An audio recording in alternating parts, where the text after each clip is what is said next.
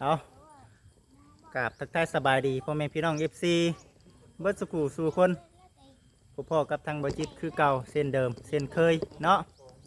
เมื่อนี้ทางบจิตออกมาข้างนอกเนาะพี่น้องเนาะเฮ็ดเวียกเฮ็ดงาน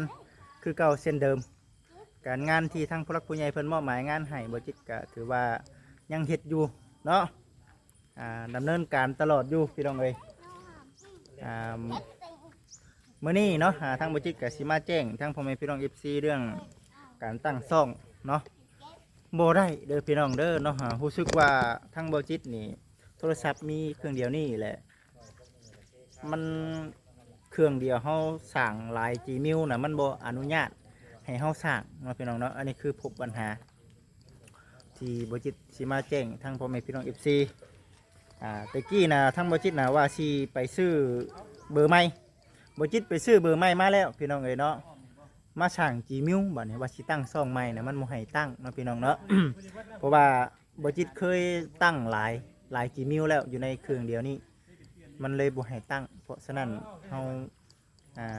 จึงได้ใส่เครื่องใหม่และคือว่าเด้อพี่น้องเด้อเนาะคือว่าในแหละมีสองทางเลือกคือ1ชื่อโทรศัพท์ใหม่มาตั้งสองคือเฮาให้หมู่ตั้ง Gmail ให้เนาะพี่น้องเนาะตั้ง Gmail ให้แต่ก็เดี๋ยวสิให้ทางหมู่ครูลองตั้งลองเบิ่งคันว่าหมู่ครูตั้งได้ก็สิให้หมู่ตั้งให้นะพี่น้องปัจจุบันนี้นะยังบ่สามารถตั้งช่องได้เนาะทางบริษัทจึงมาแจ้งทางพ่อแม่พี่น้อง FC ให้รับทราบก่อนเนาะเดี๋ยวสิว่าบริษัทคือบ่ดำเนินการตั้งช่องใหม่จักเทื่อเนาะพี่น้องเนาะสุดแต่อยากตั้งช่องใหม่นับตั้งแต่เกิดปัญหามานี่บริษัทตั้งหลายช่องพอสมควรเลยล่ะพี่น้องเอ๋ยเนาะตั้งมาแล้วมันล่มเหลวตั้งมาแล้วล่มเหลวเกิดจากไปว่าเฮาใส่ข้อมูลเดิมแหละพี่น้องเอ้ยเนาะทางบริษัทก็เลยมาแจ้งก่อนณปัจจุบันนี้ทางบริษัทบ่สามารถตั้งช่องใหม่ได้อีกแล้วเพราะฉะนั้นเดี๋ยวทางบริษัทสิลองให้หมู่ครูตั้งให้ก่อนคันว่าตั้งให้บ่ได้ก็จำเป็นและพี่น้องเอ๋ยเนาะจนกว่าจะได้โทรศัพท์ใหม่พุ่นแหละมาสั่งจีมิวใหม่เนื่องจากว่าเครื่องนี้เขาใส่หลายแหละคือบจิตว่าในแหละทั้งบ่าวคำลาก็คือว่าพี่น้องเนาะฝากพ่อแม่พี่น้องอีซีติดตามทั้ง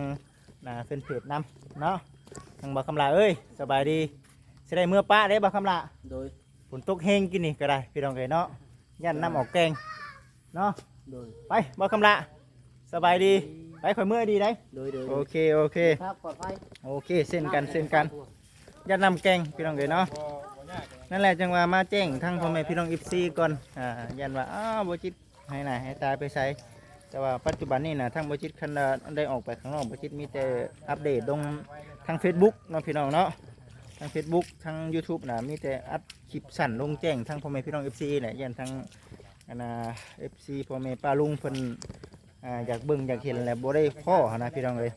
เอาคลิปลงนี่กับบ่ได้นั่นได้พี่น้องเนาะบ่ได้สั่งได้เอาลงให้พ่อแม่พี่น้องซีได้เห็นเนาะยังณปัจจุบันนี้ทางบริษัทบ่มีได้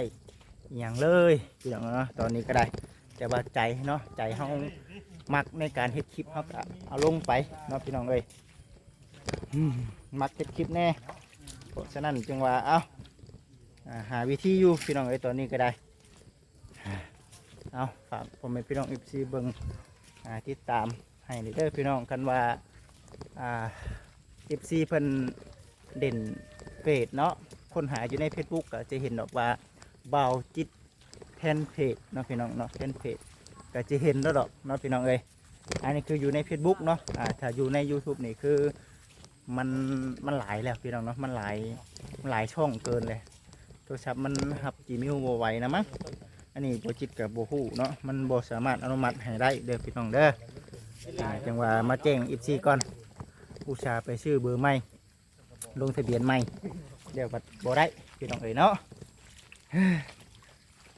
มีแต่ปัญหาโอเคพี่น้องเอ๋ยเนาะให้กำลังใจในเด้อพี่น้องเด้อ